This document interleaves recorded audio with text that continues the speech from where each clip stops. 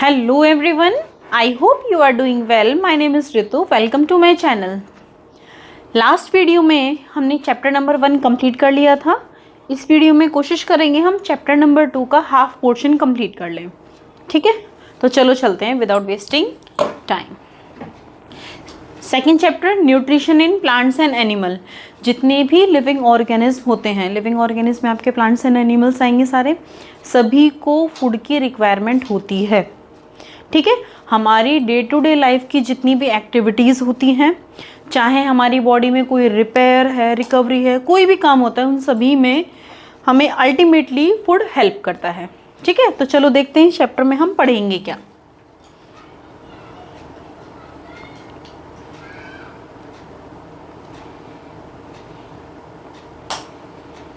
चलिए एक बार थोड़ा सा जूम आउट कर देते हैं.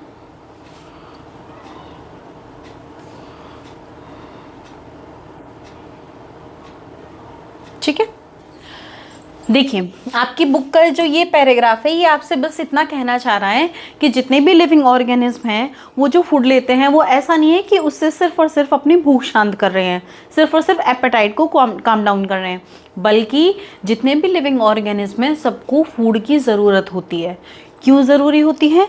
एनर्जी के लिए, उनकी बॉडी में रिकवरी के लिए, उनकी बॉडी में मेंटेनेंस के लिए, ठीक है, ग्रोथ के लिए, इन सभी चीज़ों के लिए एनर्जी की हमें ज़रूरत होती है. और वो हमें कहाँ से मिलती है? फूड से. ठीक है, अब फूड के इनटेक करने से लेके यूटिलाइजेशन तक की जो प्रोसेस होती है उसको हम बोलते हैं न्यूट्रिशन. और न्यूट्रिशन में इनटेक होना, च्यूइंग होना, डाइजेशन होना, डाइजेशन में भी मैकेनिकल डाइजेशन और केमिकल डाइजेशन, ये दोनों तरह का डाइजेशन होता है. फिर उसके बाद उसका एब्जॉर्प्शन होता है, एब्जॉर्प्शन के बाद उसका एसिमिलेशन होता है, एसिमिलेशन मतलब यूटिलाइजेशन होता है. यूटिलाइजेशन के बाद जितना भी वेस्ट बचा है उस वेस्ट को बॉडी से बाहर निकालना, एक्सक्रीशन होता है. ठीक है, तो ये सारी प्रोसेसेस उसमें इन्वॉल्व होती हैं. क्लियर है? अब चलो यही सारी चीज़ें इस पैराग्राफ में हमारे यहाँ पे लिखी हुई हैं. We eat food when we are hungry, but the function of the food is not only satisfy our appetite, but also to provide energy. सिर्फ भूख को शांत करने के लिए नहीं होता, बल्कि हमें एनर्जी भी प्रोवाइड करता है. All living organisms need energy for growth, development, defense against harmful substances, maintenance and overall health etcetera. ठीक है, तो कहने का मतलब क्या है? हमारी बॉडी में मेंटेनेंस होना है, हमारी बॉडी की रिकवरी होनी है, डेवलपमेंट होनी है, ग्रोथ होनी है. ठीक है, इवन हार्मफुल सब्सटेंसेस से हमें बचना है, उसके लिए भी कहीं ना कहीं फूड रिस्पॉन्सिबल होता है. Food around us is of various type. Various type में होता है, अलग अलग टेस्ट होता है, और हम जो कंपोनेंट होते हैं वो भी अलग अलग होते हैं. ठीक है, वो भी बॉडी की रिक्वायरमेंट के अकॉर्डिंग होते हैं. फॉर एग्जांपल जैसे अगर हम बॉडी की ग्रोथ के लिए बात करें तो हमें प्रोटीन बेस्ड फूड, ज़्यादा एनर्जी चाहिए तो कार्बोहाइड्रेट बेस्ड रखते हैं हम. तो कहने का मतलब क्या है? अलग अलग न्यूट्रिएंट का अलग अलग फंक्शन भी है. अब यहाँ पे न्यूट्रिएंट की बात कहाँ से आई? आपका जो फूड है वो वेरियस टाइप का होगा, वेरियस टेस्ट का होगा, और उसके वेरियस कंपोनेंट्स होंगे जिनके सभी के फंक्शंस अलग अलग होते हैं. क्लियर है? इन्हीं फंक्शंस के बारे में हम पढ़ेंगे इस चैप्टर में. चलो आगे बढ़ते हैं. ठीक है, अ nutrient is a substance. Nutrient की डेफिनेशन आ रही है, याद रखिएगा. अ nutrient is a substance. Nutrient वो सब्सटेंस होता है that supports and maintenance life and growth of a living organism. जो किसको? लाइफ को सपोर्ट करता है, मेंटेनेंस करता है, और किसी भी लिविंग ऑर्गेनिज्म की ग्रोथ के लिए रिस्पॉन्सिबल होता है. That substance is known as nutrient. और न्यूट्रिशन क्या होता है? वो प्रोसेस जिससे कोई भी लिविंग ऑर्गेनिज्म न्यूट्रिएंट को ले रहा होता है. ठीक है, क्यों लेगा? फॉर इट्स सर्वाइवल, उसके सर्वाइवल के लिए. इट इंक्लूड्स इनटेक, फूड का इनटेक करना, डाइजेशन करना, उसका एब्जॉर्प्शन करना, एब्जॉर्प्शन के बाद बॉडी की जो एक्टिविटीज़ हैं उसमें इन्वॉल्व होना, फाइनली जो वेस्ट बच गया उसका एक्सक्रीशन होना. ये सारी की सारी जो प्रोसेसेस होती हैं वो रिस्पॉन्सिबल होती हैं किसके लिए? न्यूट्रिशन के लिए। मीन्स न्यूट्रिशन में ये सारी प्रोसेसेस इन्वॉल्व होती हैं। आगे देखिए, the diet of an organism is a, diet क्या होती है? जो भी वो खा रहा है, ठीक है। Food of an organism is largely determined by it's availability, ठीक है। फूड किस पे डिपेंड करता है? किस, कौन डिटरमाइन करेगा? उसकी अवेलेबिलिटी पे। पुअर डाइट होगी, पुअर डाइट होगी मतलब कम न्यूट्रिएंट वाला खाना खाएंगे तो क्या होगा? जो बॉडी की फंक्शनिंग है वो इफेक्ट होती है। इस चैप्टर में हम पढ़ेंगे कौन से कंपोनेंट हैं, किसका क्या इस्तेमाल है और कहाँ किसकी रिक्वायरमेंट होती है, ऐसे कौन से फूड सब्सटेंसेस हैं जिनसे वो न्यूट्रिएंट हमें मिल सकते हैं। ओके, आगे चलें। यहाँ पे साइड में एक आ रहा है स्टेपल फूड। स्टेपल फूड क्या होता है कि कोई भी ह्यूमन बीइंग जो वो डाइट लेता है, उस डाइट का जो मेन कंपोनेंट होता है वो उसके लिए स्टेपल फूड कहलाता है। जैसे अगर हम नॉर्दर्न इंडिया की बात करें तो वहाँ के लिए स्टेपल फूड हो जाएगा कार्बोहाइड्रेट रिच फूड लेते हैं वो, जैसे चपाती लेते हैं, ठीक है। वहीं हम बात करें अगर हम ईस्टर्न साइड चले जाएँ या फिर हम सदर्न साइड जाएँ तो वहाँ पर जो स्टेपल फूड हो जाता है वो राइस हो जाता है, क्योंकि वहाँ का जो फूड है, जो प्लेट है, उसका जो मैक्सिमम कंपोनेंट होता है वो राइस रहता है। डन। अब बात करते हैं हम न्यूट्रिएंट्स की। What is nutrient? न्यूट्रिएंट किसी भी ह्यूमन बॉडी के लिए या किसी भी ऑर्गेनिज्म की प्रॉपर फंक्शनिंग के लिए ज़रूरी होता है। क्लियर?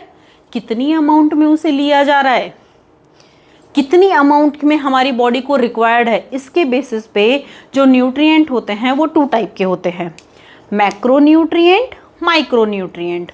ऐसा अमाउंट ऑफ न्यूट्रिएंट जिसकी हमें बल्क में ज़रूरत होती है उसको हम बोलते हैं मैक्रो न्यूट्रिएंट, और ऐसा न्यूट्रिएंट जिसको हमें कम अमाउंट में ज़रूरत होती है उसको हम बोलते हैं माइक्रो न्यूट्रिएंट। क्लियर? क्लियर है? आगे चलिए। माइक्रो न्यूट्रिएंट में बात करें स्मॉल अमाउंट, मैक्रो न्यूट्रिएंट में बात करें लार्ज अमाउंट। कौन कौन से आते हैं? मैक्रो न्यूट्रिएंट में कार्बोहाइड्रेट्स, फैट्स, प्रोटीन, जबकि माइक्रो न्यूट्रिएंट में मिनरल्स एंड विटामिन्स आते हैं। डन। अब यहाँ पे 1 बाय 1 करके सभी न्यूट्रिएंट की बात की जाएगी। नंबर 1 आ रहा है कार्बोहाइड्रेट। वीडियो सही जा रही है? रुका तो नहीं? कार्बोहाइड्रेट की बात करें, कार्बोहाइड्रेट मेन एनर्जी का सोर्स होता है। क्लियर है? मेन एनर्जी का सोर्स होता है, ठीक है। और फंडामेंटली अगर हम इनकी बात करें, इनका जो स्ट्रक्चर होता है वो बना हुआ होता है कार्बन, हाइड्रोजन एंड ऑक्सीजन। छोटा सा एग्जांपल लेते हैं। ग्लूकोज सभी जानते हो, प्लांट फोटोसिंथेसिस करते हैं तो एक प्रोडक्ट बनाते हैं ना, दैट इज ग्लूकोज। चलो फटाफट कमेंट सेक्शन में मुझे रिएक्शन लिख के बताओ, what is the reaction of photosynthesis? Proper होनी चाहिए। वेल, वहाँ पे जो ग्लूकोज बनता है दैट इज C6H12O6। तो इसके कंपोनेंट कौन से हैं? कार्बन है, हाइड्रोजन है एंड ऑक्सीजन है। डन। तो कहने का मतलब क्या है, जो कार्बोहाइड्रेट होता है उसके जो फंडामेंटली कंपोनेंट्स होते हैं वो किस किस से मिल के बना होता है बेटा? वो कार्बन है, हाइड्रोजन है और ऑक्सीजन है। जबकि कंपोजिशन की बात करें, कार्बोहाइड्रेट 2 टाइप का होता है। बेसिकली उसके मॉलिक्यूलर स्ट्रक्चर की बात करें इसके बेसिस पे ये 2 टाइप का होता है। कौन कौन सा? Simple and complex. Simple and complex. Simple carbohydrate की बात करें, सिंपल वो कार्बोहाइड्रेट जिसका आपने इंटेक किया और तुरंत बहुत सारी अमाउंट में एनर्जी निकलने लगी, इस टाइप का जो कार्बोहाइड्रेट होता है उसको हम बोलते हैं सिंपल कार्बोहाइड्रेट। क्लियर? आगे चलते हैं। The simple carbohydrate provide energy to the body rapidly, बहुत तेजी से। They are also known as sugars and are sweet in taste. Sugar भी बोलते हैं और ये कैसे होते हैं टेस्ट में? मीठे, ठीक है। एग्जाम्पल ग्लूकोज, फ्रक्टोज, सुक्रोज, ये सभी इसके एग्जाम्पल हैं। डाइटरी सोर्सेज की बात करें, जो सिंपल कार्बोहाइड्रेट होते हैं वो आपको फ्रूट्स से, शुगर केन से, हनी से, इन सब से मिलता है, ठीक है।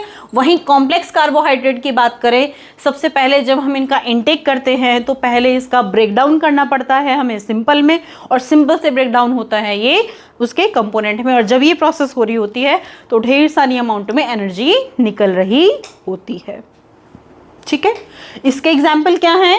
Starch, cellulose etcetera. ये वही सेल्यूलोज है जो हमारे बॉडी में डाइजेस्ट नहीं होती है। Well, dietary sources of complex carbohydrate include rice, it's not ice बेटा, इट्स राइस, ठीक है, राइस, व्हीट, माइज एटसेट्रा, ठीक है। ये इसके बहुत अच्छे एग्जाम्पल हैं। जैसे आप चपाती भी खाते हो ना बेटा, तो वो भी आपका क्या है? Complex carbohydrate. Next is fat, oily substance, ghee, वो जहाँ से भी आपको मिलेगा वो क्या है? आपका फैट है। फैट भी आपकी टू टाइप की रहती है बेटा, सैचुरेटेड एंड अनसैचुरेटेड फैट। हमारी बॉडी के लिए जो सैचुरेटेड फैट है वो बिल्कुल भी अच्छी नहीं है, ठीक है। चलो आपकी बुक में देखते हैं क्या लिखा हुआ है। जो मेजर स्टोरेज का फॉर्म है, कहने का मतलब क्या है? देखो, मैंने खाना खाया, जितनी मैं काम कर सकती, जितनी एनर्जी की मुझे रिक्वायरमेंट थी वो तो मैंने ले ली, लेकिन जो एक्स्ट्रा अमाउंट ऑफ एनर्जी जो मेरी बॉडी में गई है, या जो मैंने एक्स्ट्रा अमाउंट ऑफ फूड मैंने इनटेक किया है, उसका क्या होगा? उसको मेरी बॉडी स्टोर कर लेगी। किस फॉर्म में? फैट के फॉर्म में। किस फॉर्म में? फैट के फॉर्म में। तो यहाँ पे क्या लिखा हुआ है? Fat are the major storage form of energy. ये क्या है? स्टोरेज फॉर्म है। Fats are required in moderate quantity by the body. ये बहुत ज़्यादा ज़रूरत भी नहीं है और ऐसा भी नहीं कि बिल्कुल ना के बराबर आप लो, मॉडरेट अमाउंट में हमें इसकी ज़रूरत होती है। ये एनर्जी के लिए बैकअप सोर्स का काम करता है। डन। जैसे कई बार क्या होता है कि हमारी बॉडी को कार्बोहाइड्रेट नहीं मिल पाता है, तो उस टाइम भी जो एनर्जी यूटिलाइज होगी वो कहाँ से होगी? इसी फैट से होगी। Fat also aid the absorption of certain type of nutrient in our body. देखिए, जब आप आगे पढ़ोगे विटामिन्स के बारे में, विटामिन्स आपके टू टाइप के होते हैं, water soluble, fat soluble. Water soluble की बात करें तो BC होते हैं। इसके अलावा ADEK, ये जो आपके विटामिन्स होते हैं ये होते हैं फैट सॉल्युबल, ठीक है। अब फैट नहीं होगा तो ये जो विटामिन्स हैं वो इसमें डिजॉल्व नहीं होंगे और ना ही इसको एब्जॉर्ब कर पाएगा हमारी बॉडी, ठीक है। तो ये कह सकते हैं कि कुछ न्यूट्रिएंट को हमारी बॉडी में हैं एब्जॉर्ब करवाने के लिए, यूटिलाइज करवाने के लिए फैट की रिक्वायरमेंट होती है। Fat also responsible for keeping our body warm, ठीक है। आपने पढ़ा होगा अडेप्टेशन के बारे में, आपने पढ़ा होगा अडेप्टेशन के बारे में। अडेप्टेशन की बात करें तो आपने पढ़ा होगा कि जो पोलर रीजन में रहने वाले जानवर होते हैं या एनिमल्स होते हैं, जैसे आप पोलर बियर की बात करो या पेंगुइन वगैरह इन सब की बात करो, तो जो ठंडे एरिया में रहते हैं उनकी बॉडी पे आपने क्या देखा होगा? एक थिक लेयर ऑफ फैट का डिपोजिशन मिलता है। क्यों मिलता है? क्योंकि वो जो फैट रहती है वो उन एनिमल्स की बॉडी को गर्म रखने का काम करती है। क्लियर है? तो फैट क्या करती है? बॉडी को गर्म रखने का काम करती है। ये हमें मिलता कहाँ से है? देखिए, टू टाइप की फैट होती है, एनिमल फैट जो हमें मिल्क, घी, बटर, चीज़ इनसे मिलती है, और दूसरा होता है plant based fat. Plant based fat जितने भी आपको ऑयल्स मिल रहे हैं, चाहे वो सनफ्लावर ऑयल है, चाहे इवन आपका कैश्यूज़ हैं, नट्स हैं, ग्राउंड नट्स हैं, ठीक है, इनसे जो आपको फैट मिल रही है वो आपकी क्या कहलाती है? वो होती है आपकी प्लांट बेस्ड फैट। क्लियर? आगे चलें। क्या यहाँ तक समझ में आया? क्या यहाँ तक समझ में आया? ओके, नेक्स्ट आ रहा है प्रोटीन, बिल्डिंग ब्लॉक सेल। और बात अगर करें कि ग्रोथ के लिए रिस्पॉन्सिबल कौन होता है, हमारे लिए ग्रोथ के लिए कौन सा एजेंट है जो रिस्पॉन्सिबल होगा? That is protein. प्रोटीन क्या रहता है? एक तरीके से एमिनो एसिड्स की चेन रहती है, ठीक है। अब देखो आपकी बुक क्या कह रही है? Proteins are made up of chain of one or more amino acid. एक या एक से ज़्यादा एमिनो एसिड की चेन होती है। ये किस लिए ज़रूरी होते हैं? बॉडी की डेवलपमेंट के लिए, मेंटेनेंस के लिए, और हमारी बॉडी में जो टिश्यू होते हैं उनके रिपेयर के लिए भी प्रोटीन की ज़रूरत होती है। क्लियर है? किस किस के लिए? बॉडी के मेंटेनेंस के लिए भी, ग्रोथ के लिए भी, और रिपेयर के लिए भी। डन। इन सब के लिए ये क्या होता है? प्रोटीन की ज़रूरत होती है। They also act as source of energy. ये एनर्जी के सोर्स का भी काम करते हैं। आप आगे पढ़ोगे प्रोटीन की डिफिशियंसी से कौन कौन सी डिजीज होती है? मैरस्मस एंड क्वाशियरकर, ठीक है। ये दो ऐसी डिजीज हैं जो प्रोटीन की डिफिशियंसी से होती है। ठीक है, एक बेटा देखो, कई बार क्या होता है कि आपको कई बार अच्छा खाना भी खा रहे हो फिर भी आपको वीकनेस लगती है। क्यों लगती है? क्योंकि आपने क्या किया है, आपकी डाइट में प्रॉपर अमाउंट ऑफ प्रोटीन नहीं है। ठीक है, वो भी एक रीज़न होता है। वेल चलो कोई बात नहीं, आगे बढ़ते हैं और इसके बारे में और ज़्यादा डिटेल में इस चैप्टर के जब मेल न्यूट्रिशन के बारे में बात करेंगे ना, वहाँ पे और ज़्यादा अच्छे से एक्सप्लेन करूँगी। ठीक, protein are required to formation for various vital molecules of our body. हमारे बॉडी के वेरियस जो मॉलिक्यूल्स होते हैं, फॉर एग्जांपल छोटा सा एग्जांपल लेती हूँ, हमारे ब्लड की आरबीसी में एक हीमोग्लोबिन नाम का प्रोटीन होता है। ठीक है, और ये जो प्रोटीन होता है ये क्या कर रहा होता है, ये क्या कर रहा होता है कि हमारी बॉडी में ऑक्सीजन को सप्लाई करने का काम करता है। लंग्स से डिफरेंट सेल्स तक ऑक्सीजन ले जाने का काम कौन कर रहा होता है? अरे कौन करता है? हीमोग्लोबिन। और हीमोग्लोबिन खुद एक टाइप का प्रोटीन है। तो समझ रहे हो, तो हमारी बॉडी में कितनी ज़्यादा ज़रूरत होगी प्रोटीन की। ठीक है, चलो डाइटरी सोर्स की बात करें, प्लांट बेस्ड अगर हम बात करें, वो प्लांट से भी मिलता है आपको, एनिमल से भी मिलता है। ठीक है, एग्जाम्पल हैं पल्सेस है, मिल्क है, चीज़ है, पनीर है, ये सारे जो है फिशेस हैं, एग है। तो इन सब से क्या मिलता है आपको? प्रोटीन मिलता है। वाटर के बाद प्रोटीन एक ऐसा सब्सटेंस है जिसकी हमारी बॉडी को सबसे ज़्यादा ज़रूरत है वाटर के बाद। ठीक है, वाटर तो है ही है, देखो सबसे फर्स्ट प्रायोरिटी आ जाती है एयर, फिर आता है वाटर, और वाटर के बाद जो अबंडेंट है हमारी बॉडी में, ठीक है, जिसकी हमें ज़रूरत भी होती है, दैट इज प्रोटीन। ठीक है, ये देखिए कैरेटिन, जिससे हमारे बाल बने होते हैं वो भी, और नेल्स बने होते हैं, ये भी एक टाइप का क्या है? प्रोटीन है। नेक्स्ट आ रहा है विटामिन्स। विटामिन्स क्या होते हैं? ये भी केमिकल्स होते हैं जिनकी हमारी बॉडी में बहुत कम अमाउंट, ये आपका कैसा है? माइक्रो न्यूट्रिएंट है। कैसा है? माइक्रो न्यूट्रिएंट है। ठीक है, तो vitamins are chemical that required in small quantity for proper functioning of our body. हमारी बॉडी की प्रॉपर फंक्शनिंग होती रहे, इसके लिए विटामिन्स की ज़रूरत होती है। They are divided into 2 categories. कौन कौन सी category? Fat soluble and water soluble. Water soluble की बात करें, वो सभी विटामिन्स जो वाटर में डिजोल्व हो जाते हैं उनको हम बोलते हैं वाटर सॉल्युबल विटामिन्स। ठीक है, और वो सारे प्रोटीन जो फैट में डिजोल्व होकर हमारी बॉडी में ऑब्जर्व होते हैं उनको हम बोलते हैं फैट सॉल्युबल विटामिन्स। ठीक है, आगे देखिए, फैट सॉल्युबल की बात करें ADE और वाटर सॉल्युबल की बात करें तो BC। ठीक है, ये रहते हैं fat soluble rich toxic level for consumption in quantities larger than required. देखो बेटा ध्यान से सुनना, ये क्या कहना चाह रहे हैं?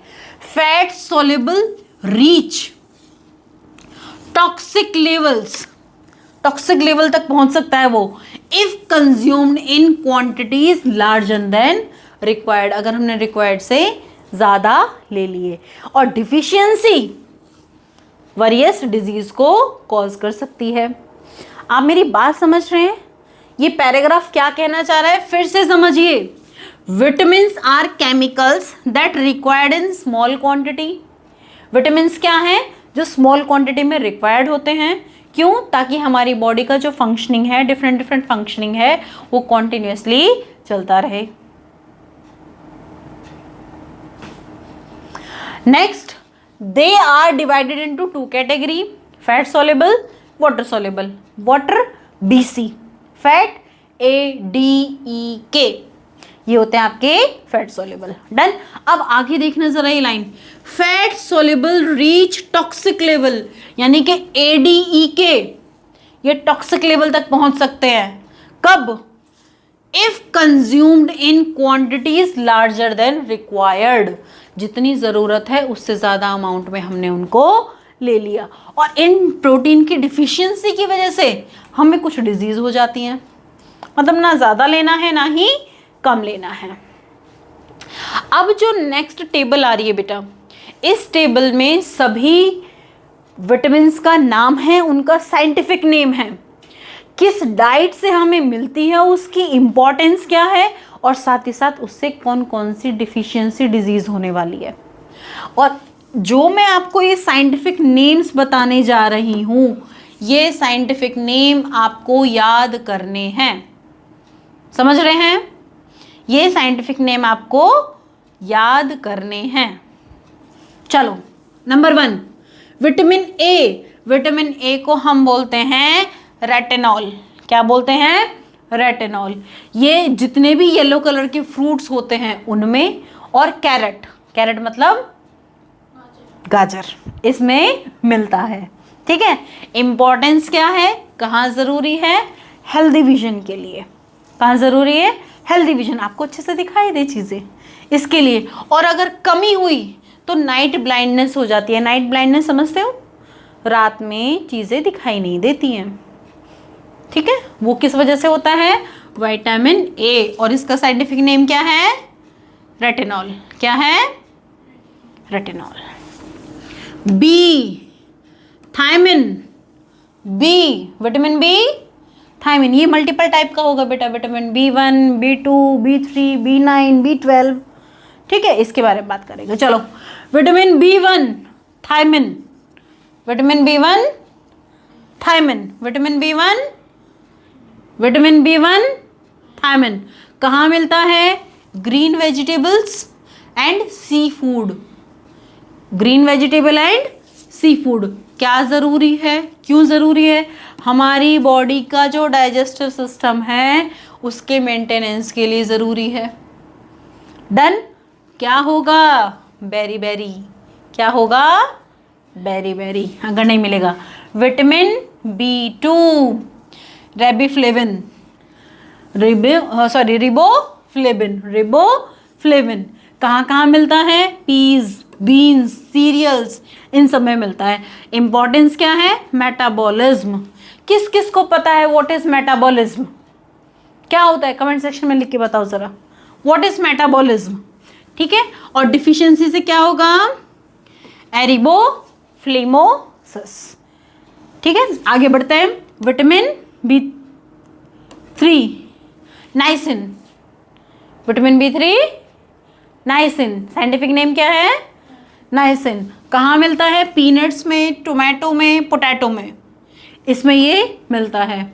इम्पॉर्टेंस क्या है? हमारे हार्ट की और हमारे नर्वस सिस्टम की फंक्शनिंग प्रॉपर होती रहे। ठीक है। और इसकी कमी से क्या होता है? एप्लेजिया। नेक्स्ट देखिए, vitamin B9, folic acid. Vitamin B9, folic acid. कई बार आपको टैबलेट नहीं दी जाती है रेड रेड कलर की, फोलिक एसिड, आयरन की टैबलेट बोलते हैं जिसे। ये कहाँ मिलता है वैसे? ये नेचुरली डाइट, किस डाइट में मिलता है? ग्रीन वेजिटेबल जो रहते हैं, लीफी वेजिटेबल स्पेशली, उनमें देखने को मिलता है। क्यों ज़रूरी है? हमारे ब्रेन की फंक्शनिंग प्रॉपर होती रहे, हमारे ब्रेन की फंक्शनिंग प्रॉपर होती रहे। और इसकी कमी की वजह से क्या होगा? एनीमिया। क्या होगा? एनीमिया। Vitamin B12, cobalamin. ठीक है, कोबालमिन कहाँ मिलता है? एग में और मिल्क में। एग में और मिल्क में। क्यों ज़रूरी है? हीमोग्लोबिन बनाने के लिए। ठीक है। और इससे होता क्या है? कम मिले तो पर्निशियस एनीमिया। ठीक है। Vitamin C, ascorbic acid. Ascorbic acid, vitamin C, ascorbic acid. Dietary fibre कहाँ से, डाइटरी सोर्स क्या है?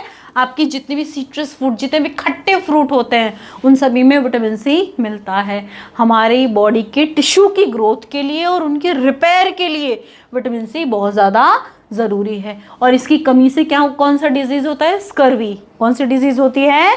स्कर्वी। ठीक है। विटामिन D की बात करें, डी, कैल्सीफेरल। डी को क्या बोलते हैं? कैल्सीफेरल। ठीक है। कहाँ से मिलता है? ये अकेला ऐसा विटामिन है जिसे हमारी बॉडी सिंथेसाइज कर सकती है। ठीक है।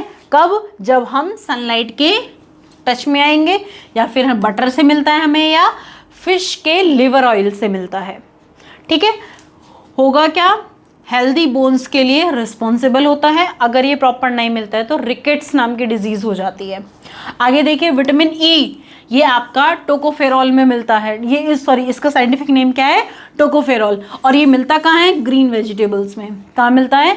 ग्रीन वेजिटेबल्स में। काम क्या करता है? ये हमारे बॉडी को डैमेज से, हार्मफुल सब्सटेंस से, डैमेज से बचाने का काम कर रहा होता है, स्पेशली स्किन एलर्जी और इम्पोटेंसी में के लिए रिस्पॉन्सिबल होता है।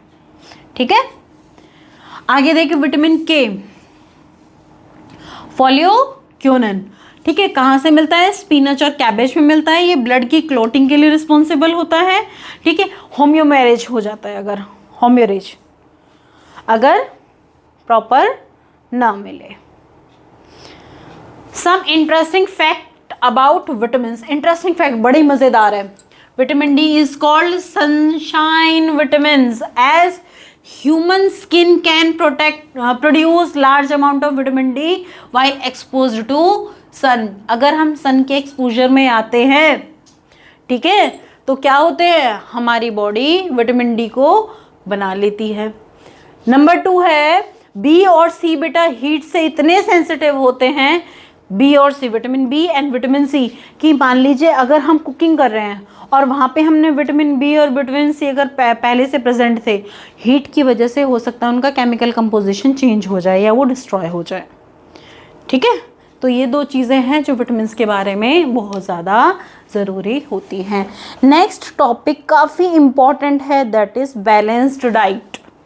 ठीक है, अभी कुछ टाइम पहले मेरी बेटी की तबीयत ख़राब थी, उसके स्टमक में इन्फेक्शन हो गया था।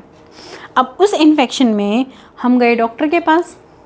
अब डॉक्टर ये बोलता है कि बेटी को हेल्दी एंड बैलेंस्ड डाइट दें, सिर्फ हेल्दी एंड बैलेंस्ड डाइट।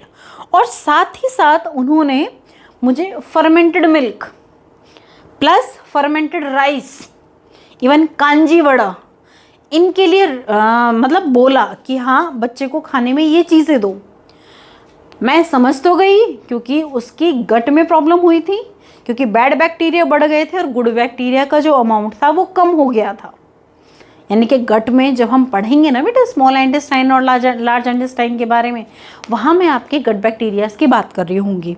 ठीक है, तो अभी क्योंकि बैलेंस्ड डाइट वर्ड आया तो मुझे सडनली वो याद आ गया कि हाँ एक ऐसा इंसिडेंट भी हुआ था। ठीक है, चलो चलते हैं आगे। बैलेंस्ड डाइट, देखिए अभी हमने क्या पढ़ा कि हमने ADE ये ऐसे विटामिन थे जो फैट सॉल्युबल थे, और अगर हमने इनकी अमाउंट ज़्यादा ले ली तो क्या है, वो टॉक्सिक हो सकते हैं हमारी बॉडी के लिए। यस, यानी कि हमें खाने में जितने भी न्यूट्रिएंट हैं उनकी एक प्रॉपर अमाउंट चाहिए, ना हमें वो ज़्यादा चाहिए ना ही हमें वो कम चाहिए। समझ रहे हैं? अब आपकी बुक क्या कह रही है पहले ये देखें, फिर एक्सप्लेन करूंगी। We have studied that required nutrient in certain required amount to maintain all over the health of the body. यानी कि जितने भी न्यूट्रिएंट हैं सर्टेन बॉडी को सर्टेन अमाउंट में ज़रूरत होती है।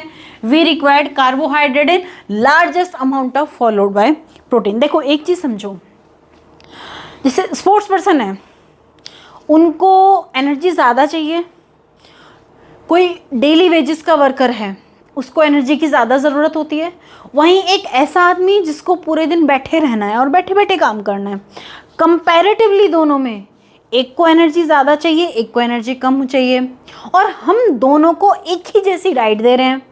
मतलब वही 2 चपाती, थोड़े से राइस, थोड़ी सी दाल, थोड़ी सी सलाद, ठीक है, सेम दे रहे हैं। तो हो सकता है एक को ओवर ईटिंग और एक को मैल न्यूट्रिशन हो जाए। क्यों? क्योंकि जिस बंदे को डेली लाइफ में डेली एक्टिविटी ज़्यादा करनी है उसको क्या करना है, उसको कार्बोहाइड्रेट की अमाउंट ज़्यादा चाहिए होगी। वहीं जो सिर्फ ऑफिस में बैठा है तो उसे सिर्फ प्रॉपर न्यूट्रिएंट दिए जाओ, बहुत ज़्यादा उसको कार्बोहाइड्रेट बेस्ड फूड देने की ज़रूरत नहीं होती है। उस कंडीशन में क्या होगा कि उसकी बॉडी उस अमाउंट को ऑफ एनर्जी को स्टोर करने लगेगी और वो ओबेसिटी का शिकार हो जाएगा धीरे धीरे।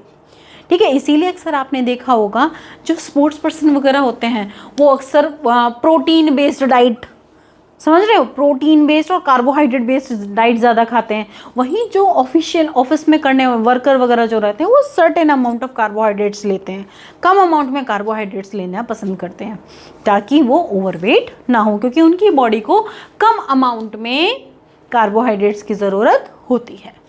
ठीक है, अब यहाँ देखो आपकी बुक क्या कह रही है, we required carbohydrate in largest amount followed by protein, मतलब सबसे ज़्यादा हमें क्या चाहिए, कार्बोहाइड्रेट चाहिए, फिर प्रोटीन चाहिए और फिर जाके हमें कम अमाउंट में फैट चाहिए। वहीं प्रोटीन, विटामिन एंड मिनरल की बात करें तो वो एक मिनिमम अमाउंट में सभी को चाहिए ही चाहिए।